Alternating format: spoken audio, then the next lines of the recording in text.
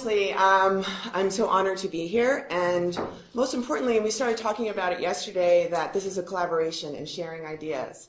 And it's interesting how the order of the presenters is that, we go really big from Asia, then we go to Australia, and now we're in the United States. We're in our infancy, so to speak, comparatively, historically. And I'm thrilled that we have two bunch in Glen Ivy so we can be sharing ideas about the American evolution, so to speak, because it's exploding right now. And for our presentation for the summit, I'm a data junkie. I do a lot of reading. So I've been researching a lot about America's curative towns, so to speak, and the history of water culture. And there's been a lot of towns and cities that primarily revolved around hot springs, evolved, so to speak. And you can see some fabulous photos. I mean, this is Hot Springs, Arkansas over here. I don't know how to use your clicker, John. And then in Saratoga Springs, which we had Jay Paul come out to Sunrise just a few months ago. And so we were talking again about the legacy of walking with water, drinking water, this water experience.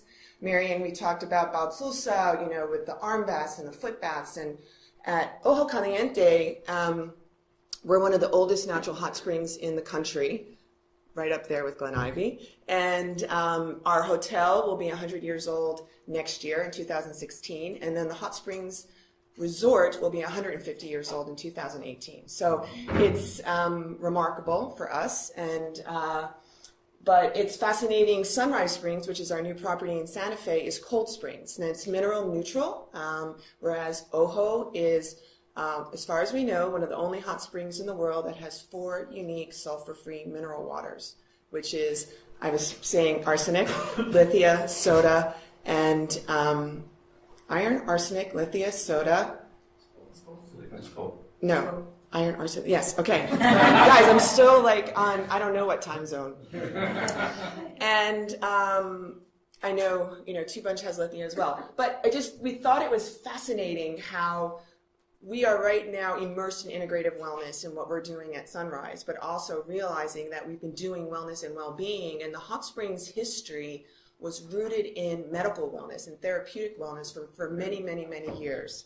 You can see, so Ojo was built in 1868, and we have these fabulous photos back from the 1930s and 40s, and it was our President Roosevelt who really made taking the water so popular in the United States.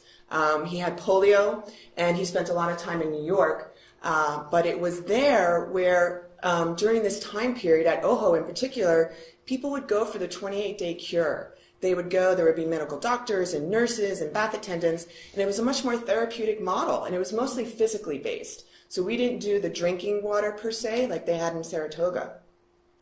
And it was very interesting that there was a whole gambling connection with the mob in the United States early on. They would build casinos, and I'm sure, some of this is actually extracted from our presentation we'll be doing at the summit. And casinos were massive in terms of hot springs in the United States. And then we'll see during David Clay Large and when Tom speaks that it also was in Europe as well. So it's fascinating. And I think the other piece, which I love how, again, we're segueing information, is this community aspect, is that even though originally it stemmed from a more medical, therapeutic environment, it was very social. It was very social. It was very community-based. Towns were developed because of this, the gambling piece and all of that. So the social environment was huge. And so what's old is new again. So here's one of the pictures. We also have a mud experience at Ojo. It's fascinating that we harvest our mud in New Mexico. And just as Charles was pointing out, it's very detoxifying. I grabbed some photos from our partners, Two Bunch and Glen Ivy, too. You can't see because it's a little dark here, but I love that they're doing movie nights, so you can be soaking and watching movies from the pools. And we have just also noticed, again, I'm fascinated with data, that the demographics are expanding dramatically. It's no longer just the elderly who are coming for ailments.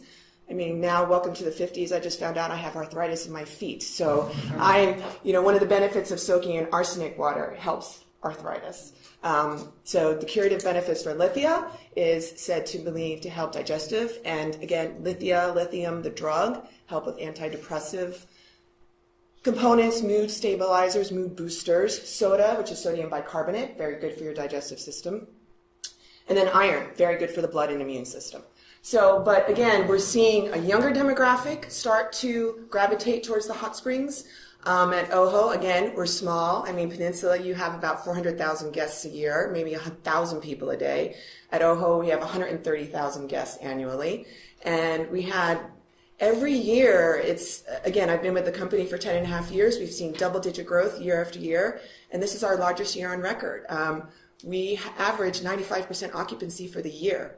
And we're building 12 new rooms. We're expanding our restaurant.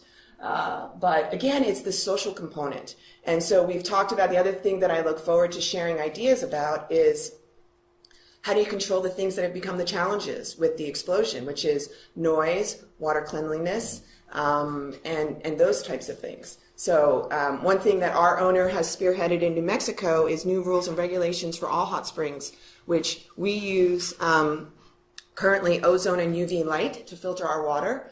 And at Sunrise, we're using bromine in our new private pools as well. So we're trying to remove, there's only one pool at Ojo that we use a little bit of chlorine because it's the only pool that we allow children in. But primarily trying to be as clean as possible with as natural ways as possible to keep the water clean. So this is hot off the press. I'm really proud to say that the Global Wellness Institute just supplies these figures last week. So it's really good data for us anyway. And it's interesting, again, to see the spa component. I just wanted to grab my notes because what's interesting, did I leave it at my desk? Was that even though the figures have shifted somewhat from 2013 and 2014, is it there? Let me see real quick. Just because, again, it's not in my brain. No, I thought it was right there. Okay. It's not so much that the explosion has, here it is, shifted dramatically in the development as much as it is the data recording, and the data mining is much more accurate. So that's been really good. But yeah, so you can see that, again, we're really small compared to the rest of the world, but revenues is dramatically increasing, and really the spa goer is what is increasing as well.